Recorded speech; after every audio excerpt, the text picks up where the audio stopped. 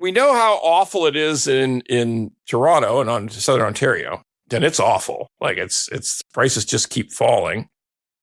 We suspect that trading will pick up a bit. We suspect that we'll probably by the end of this year, there'll be like a very tiny increase of sales volume over the previous year, which was like a 38-year disaster. I'm not guaranteeing that either. I'm not guaranteeing that we'll finish the year on the upside of like, and barely like 1%, 2% better than the worst year. It's not really great.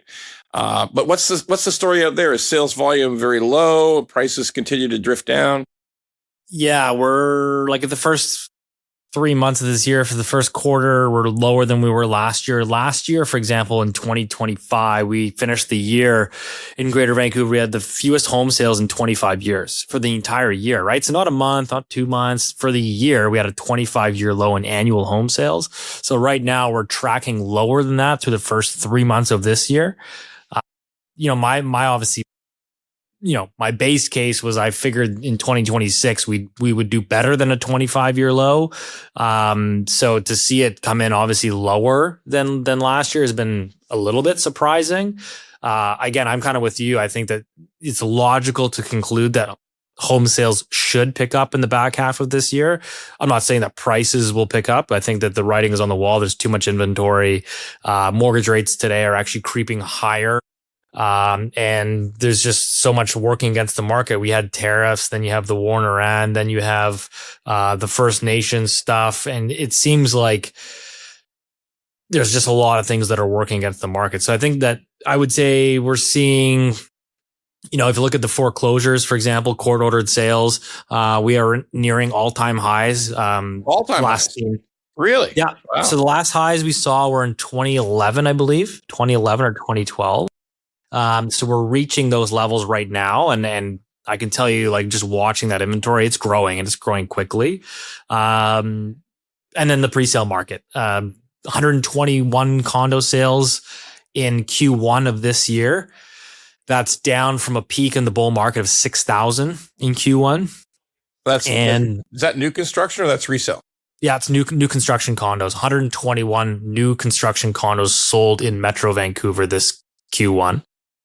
Well, hold on. You smoked us. We pulled a goose egg. It was like zero. We had zero new condo sales. Zero. We had zero.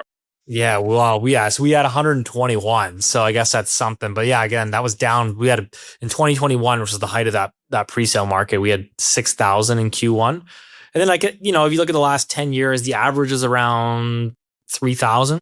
So, we're gone from an average of 3,000 down to 121. Yeah, when you're starting to talk about reductions that are in the 90% plus level, it's not good. That is very bad. So are you guys? I know that Ebison got all these other issues that he's got to contend with, but as you know, we came up with a deal out here in Ontario where we got not only just the HST elimination on new construction, a limited period of time. We also got the federal government, which is kind of weird when you think about it. Like, the federal government is going to pay the municipalities to reduce their development fees. So how is it that if you're paying taxes in Manitoba and there are no development fees virtually in Winnipeg, like it's nothing, like it's $1,500, how do you feel as a taxpayer about contributing to the city of Toronto's development fees? Like, you're giving money to housing bubble. Everybody pays. If you like the pod, well, don't just sit there. Go to YouTube, Apple, Spotify, and all the other ones and like the pod. And don't forget to subscribe so we can keep being angry at mortgages and swearing about mortgages. Angry Mortgage could use your support.